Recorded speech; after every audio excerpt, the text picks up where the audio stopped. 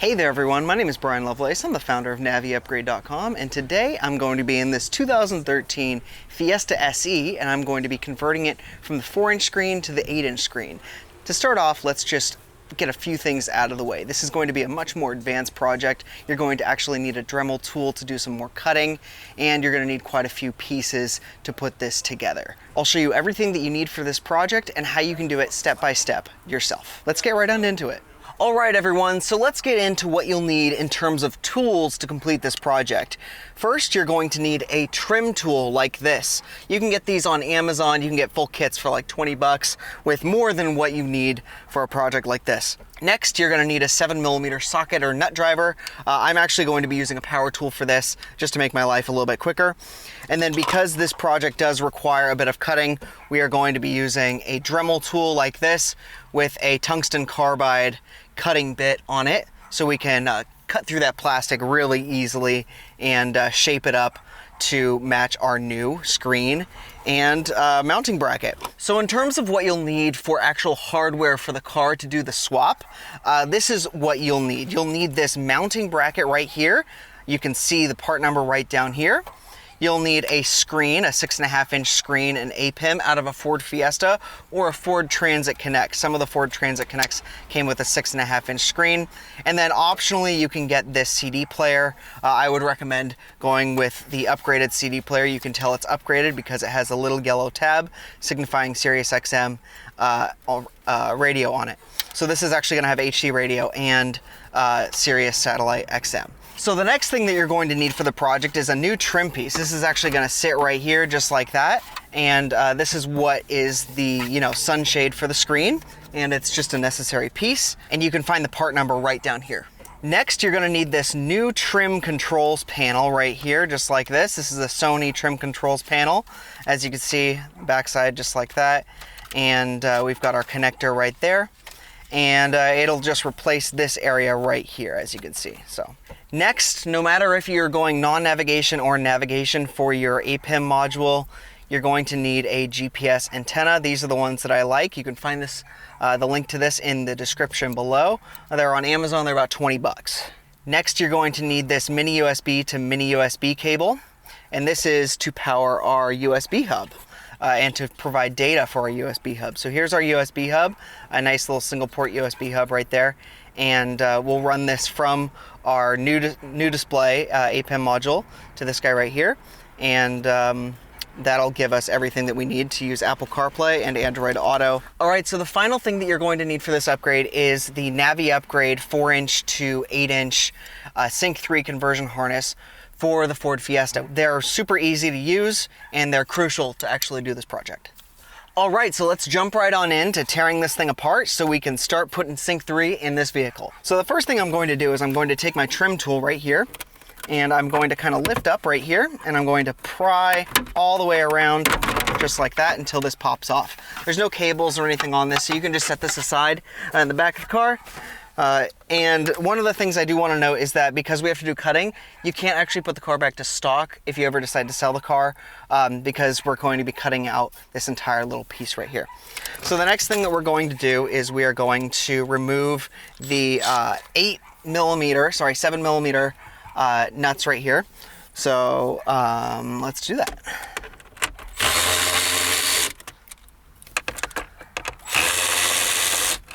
There's 2 more right here.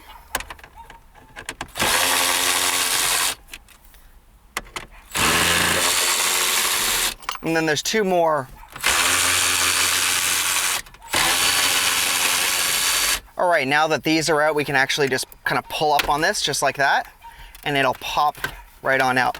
So the first thing that we need to do right now is we need to disconnect this right here. So we're just going to pull up on it right here. And then if we follow this back, it comes to a connection back here, which we can pop out just like that. A little green connector just like that. And we can set this aside. We're not going to be using it any longer. All right, so this device right here is called your audio control module, also known as an ACM. It's pretty much what controls all the audio in your vehicle. So we're just gonna pop this out just like that.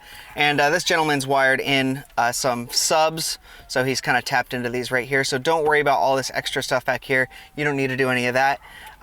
We're just going to disconnect this just like that. And just like that. And we can set this aside. We're not going to be using this one any longer. All right, so the next step is we can just lift up right here on this 4.2 inch display, and we're just going to push on this tab right here and then flip that down just like that, and this will pop off. We can set this in the back. All right, so as you can see, this needs to kind of come in here just like that. But the problem is with this 4.2 inch setup, the way that they have the front trim controls mounted in place, it uses this brace right here that's built into the dash. So fortunately, Ford has made it so that this is pretty much really easy to kind of drill out or cut out. And you could still use these factory mounts right here. And there's a couple down here, and it should just slide right into place. So what we're going to do is we're just going to start taking out our Dremel, and we are going to start cutting this up right now.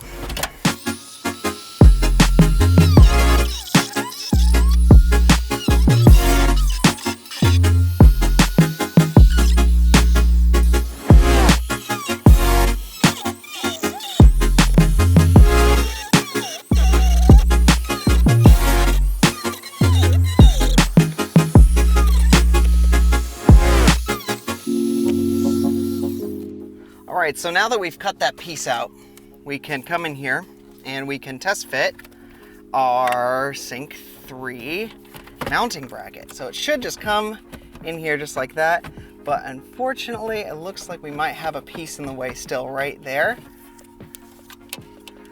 And this is because this is part of the old mount, and I do not think that, yeah, so the new one does not use these pieces right here, these ones right here, so we can cut a little bit more right there. We don't need to take a lot out, we kind of just need to notch it right there.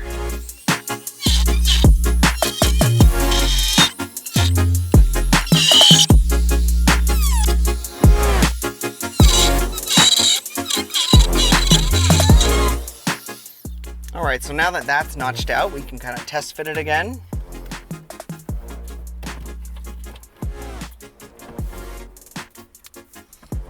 And we're getting there. We gotta take a little bit more off, just kind of on these little edges right here.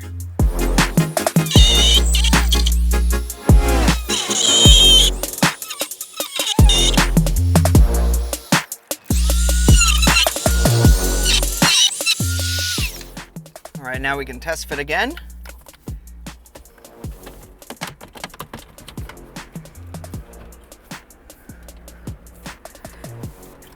And as you can see, we're pretty much right in place there. Should have brought a vacuum with me. So yeah, make sure you have a vacuum present when you do this. All right, so this bracket that I got was missing these one of these screws, so I'm going to replace it in here for the audio control module.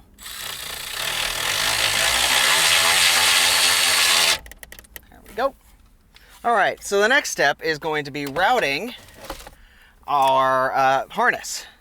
So let's grab our harness, and we're just gonna kind of unwrap it. It'll come just pretty much like this.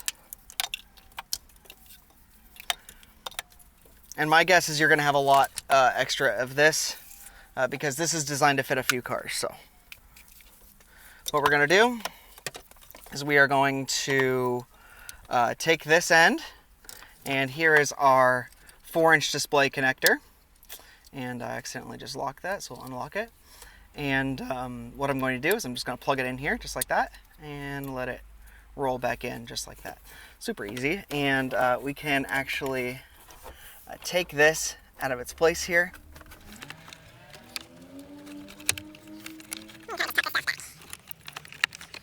There's not a lot of room on these cars, unlike like the Focus or you know, the Escape or all these other cars.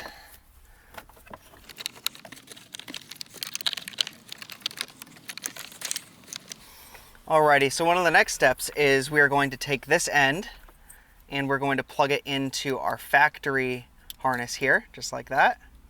Oopsies, just like that, there we go. And what this does is it draws some of the connections for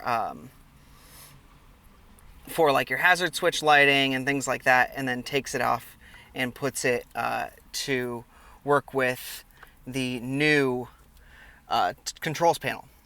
All right, so now we have our 54-pin APIM source connector here, and we have our hub power connector right here. So pretty much what we're going to do is we're going to take this and this at the same time. We're going to feed it down kind of towards the bottom of the glove box down here, and then we're going to separate this and take it back to our cubby back here. I'm going to open up the glove box here. I'm going to take a couple of these things out here, and make sure we have some space down here.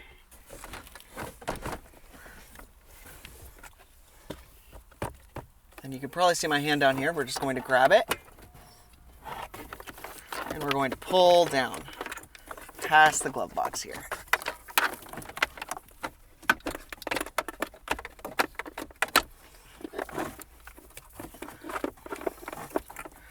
All right.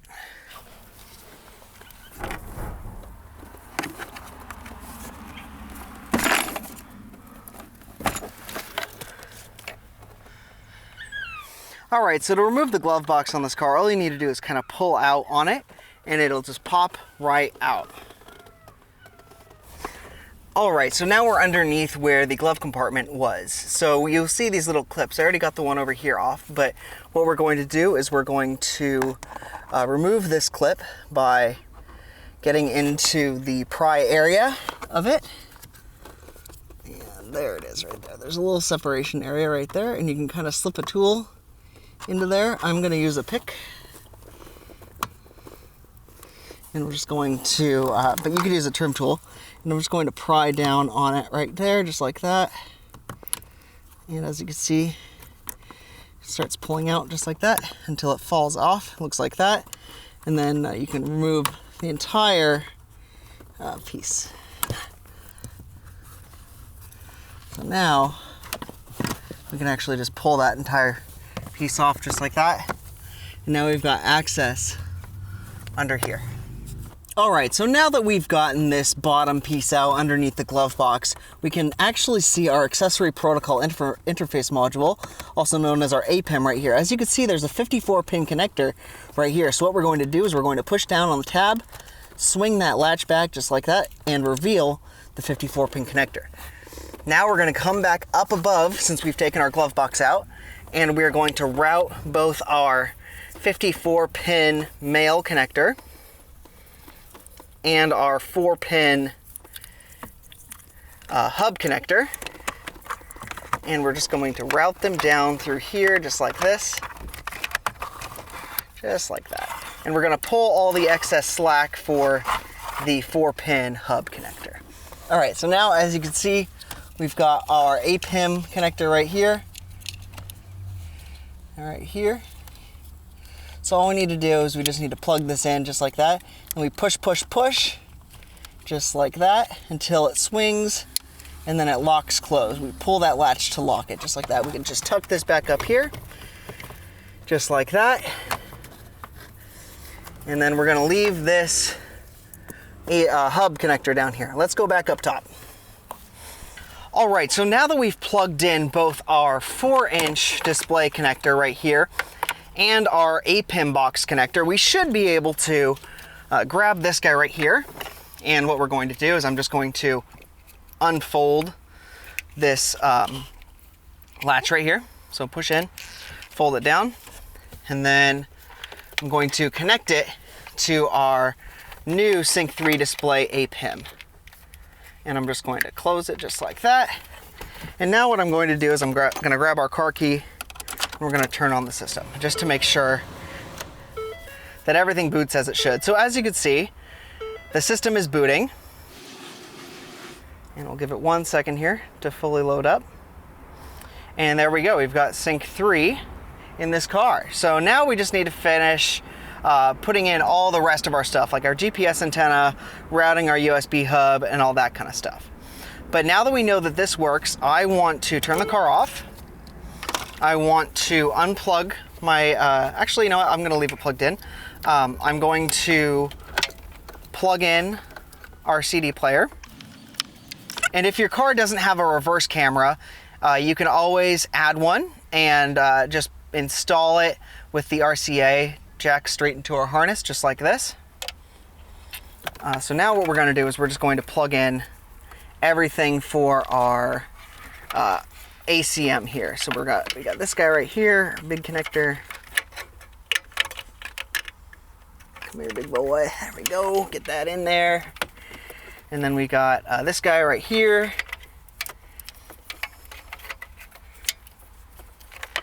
And then finally we've got our, where is it?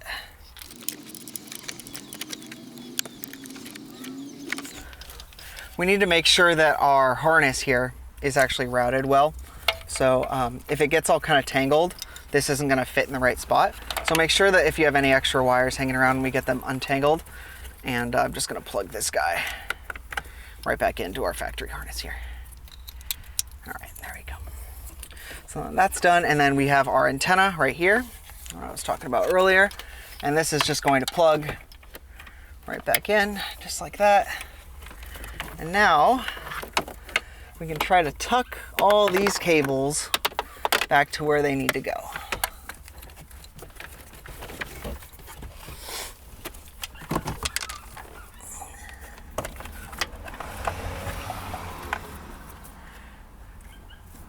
Reminder that this is going to be a bit of a tight fit because we did add a crap ton of connectors back here that weren't here before. So this needs to come right here, and then everything else needs to kind of slide back into place down here so that it all lines up right here.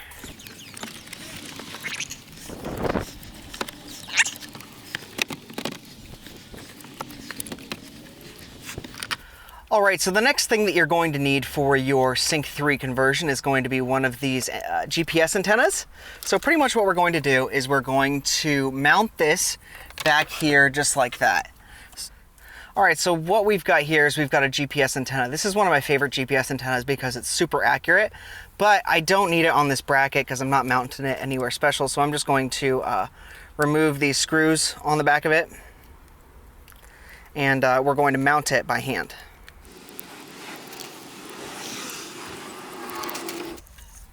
All right, so now that that's off and it's looking good, we've got our GPS receiver right there. What we're going to do is we're going to kind of clean off the area that we're going to mount it back here. And I'm going to take some of this double-sided sticky tape, just like that. And I'm going to stick it to this, just like this. Get it nice and on there. And I'm going to take the sticky tape, take it off right there. And now what we have right here is we got a nice place to mount our GPS antenna right there. We're just going to push on it nice and firm. And then we're going to kind of take this out just like this. And then our GPS antenna connector is right here. We just connect it up just like that. And now that we're back here, there's also one more thing that I want to plug in. And that's going to be our mini USB cable. So we're going to plug it in. So we're going to plug our mini USB cable into the black port right here. And it might be a little bit difficult to get in, but we'll get it. Sometimes it's hard to get this aligned. There we go. Now it's clicked into place, as you can see like that. It's not going to pull out or anything like that. So we're going to run this. I should have run this with our APIM cable and our hub power cable, but I didn't. So we're just going to come through here, bring it back down. Just like that, nice and easy. There we go. Take up all that extra slack. And then we're gonna slide this whole module setup, this bracket setup back into place here. And we're gonna mind all of our cables when we do that. Mind all your. All right, so now that we've done that, we can actually get this fully mounted into place. As you can see here, there's like kind of this nub thing right here that this all aligns into. So pretty much what we're going to do is we're going to put our screws back in to these holes here. It's the same holes that the 4.2 inch screen was connected to. And we're just going to tighten it down nice and tight. I've got my handy dandy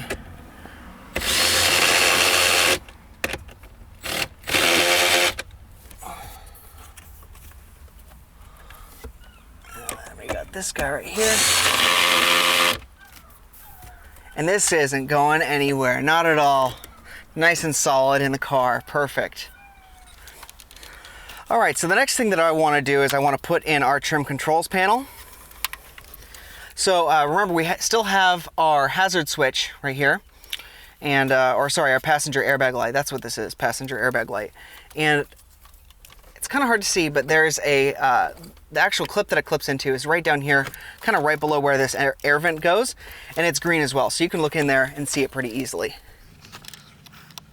You can get it aligned with your fingers pretty easily. And it's clipped into place just like that. Now we can take this from our upgrade harness and we can plug it into our controls panel here. Get it locked in nice and good there. And now we're going to slide this all into place. And it's not going to slide into place because apparently I didn't get it good enough, guys. I didn't get it good enough. All right, so we need to cut more. That's what that tells me. So I'm going to take this off and, oh, I see what I did. All right, and then we're gonna take this off as well. All right, so not a big deal. We're just gonna remove this again.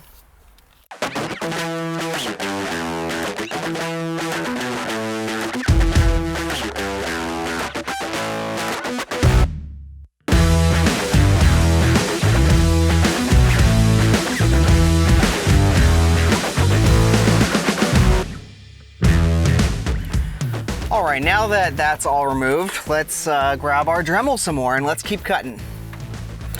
Also, there are these down here, which I think could be in the way as well. So I'm going to take those out first and then test fit it. So let's try taking these guys out first and we'll see how that does.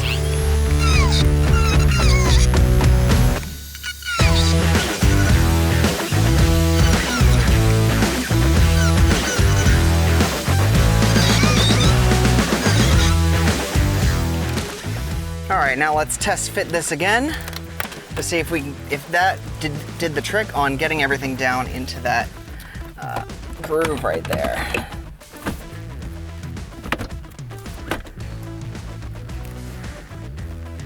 All right, almost. We still do need to cut a little bit more right here.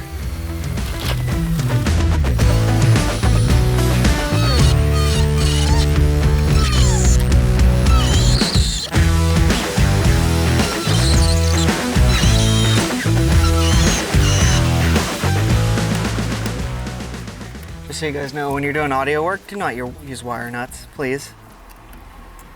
Please, please, please, please, please, do not use wire nuts. Make sure to fuse, if you're running an amp, make sure to fuse your system. Double fuse it if you have to. Let us test again. Let's see, all right. This should work, I've got confidence now. Oh yeah, see that fits so much better. All right, so now that that's in, we can take it back out again and connect everything back up. Oh, one thing I want to say is some people ask me what this cable's for. So if you want, and you're going to upgrade to the Sirius XM satellite antenna 1, this adds the 2 wires between the APIM and the ACM that allow for Sirius Travel Link. So if you wanted to enable Travel Link, which is a paid service from Sirius, you could do that. But you would, of course, also need a Sirius XM antenna.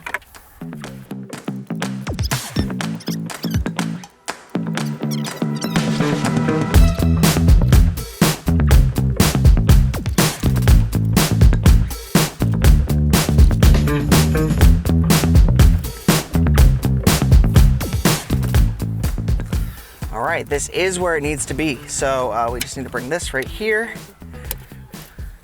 This is all laying flush, I believe. Let's do a test fit with our controls panel here. And as you can see, it's almost going to fit smoothly. Might need to do a little bit more finagling.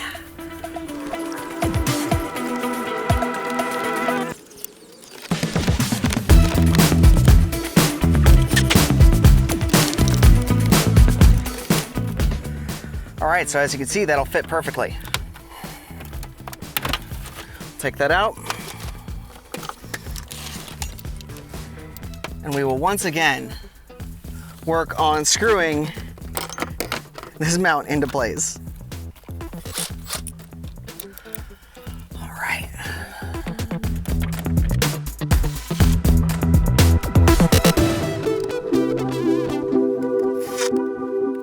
All right, so now that we have our display mounted, we can go ahead and install our front trim controls panel. So the first thing you're gonna notice is this green thing hanging off of the front here, and that's for the passenger airbag warning light. So what I'm going to do is I'm going to reach back here, and right by under where this vent is down here, you'll see a green opposite connector mounted there, and you can just click it right into place right in there.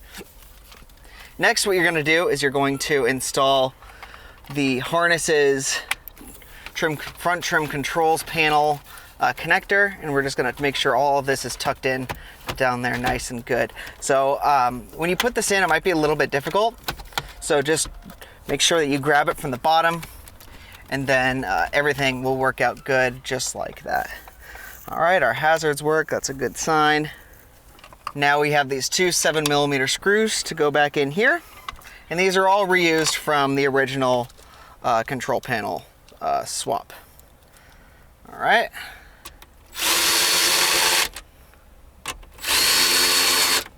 Beautiful. Now we can grab our new top trim bezel mount here, and we can just tab it all into place just like that. And there we go. We've got Sync 3 in this car. We'll need to get some programming done to get everything working here. Lock switch works, hazard switch light works, everything there works. We're good to go.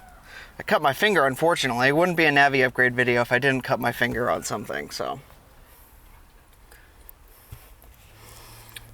All right, so the next stage of this again is to get these two wires, the USB and the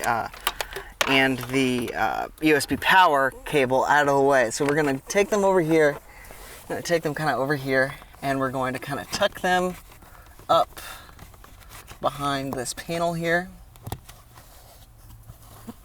just like that.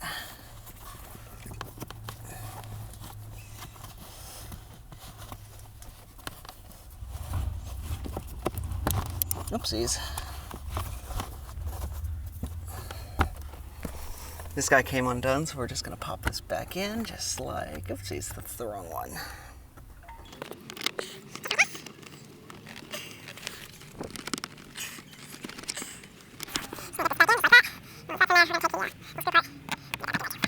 Bada bing, and now we are free to start doing a little bit of cleanup. So the first thing that I'm going to do is I'm going to reinstall this cover here, and the goal is to get this all realigned with where it goes. So I believe that these go right in here, just like that, and then things came out of them. So what we need to do is we need to re-put these guys in there just like that. There's one. Oh, where'd the other one go? There's two. And now what these do is these go into the little holes here. It snaps right into place. And we drop the other one again. Where did it go?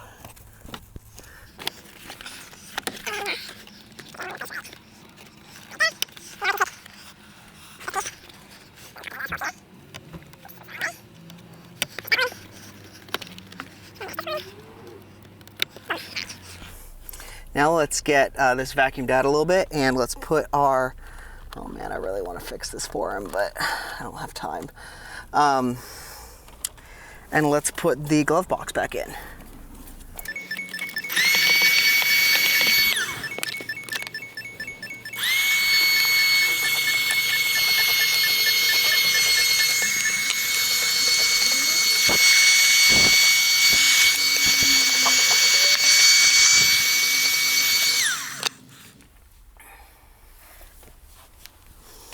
All right, so now what we're gonna do is we're gonna just keep tucking this thing up here, these wires up here.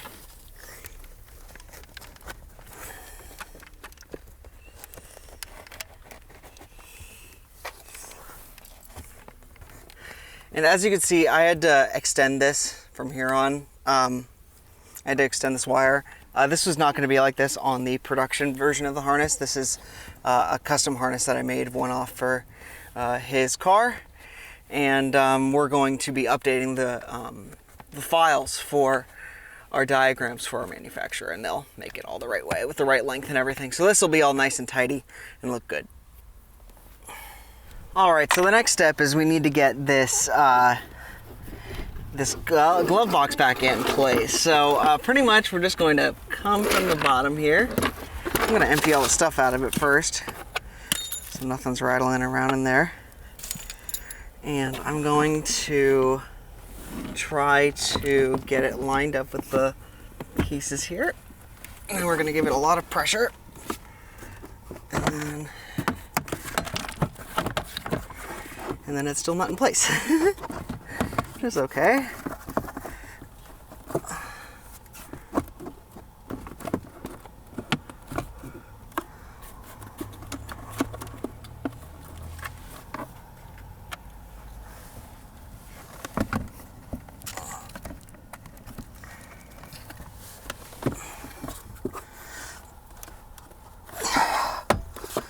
All right, we just put some pressure on it from the inside, and it comes right back up. There we go.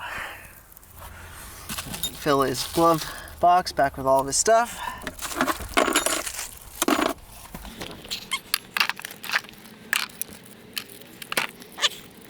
All right, you guys, so that's going to be the install of the Sync 3 system in a base model Ford Fiesta. Sync 3 is working, as you can see right there. We've got Android Auto playing right now. Works really, really well. We've got steering wheel controls and everything like that. It's pretty simple, and if you get all the parts out of a Fiesta, you don't need to do any programming at all. You just throw it right on in your car and everything's gonna work. If you need programming, just feel free to hit me up and I'd be able to help you out with that right away. So there's only one thing that I want to say here is that we didn't get to place the USB hub because unfortunately we don't have the proper cubby thing right there. I'm gonna get that on order and we'll get it set up properly in the car shortly. But for now, it's pretty much you just route those cables right up on in there, and then you get the proper thing to rest it in. I'll put all the part numbers in the description and everything that you need to complete your upgrade successfully. And of course, I'm always available via email, and I'm always responding to comments. Once again, I really appreciate you guys for watching my videos, and I really appreciate if you'd hit that thumbs up button, maybe consider subscribing and leaving a comment. I'm more than happy to help you guys out with your projects, and I just love doing this stuff. So until the next one, take care.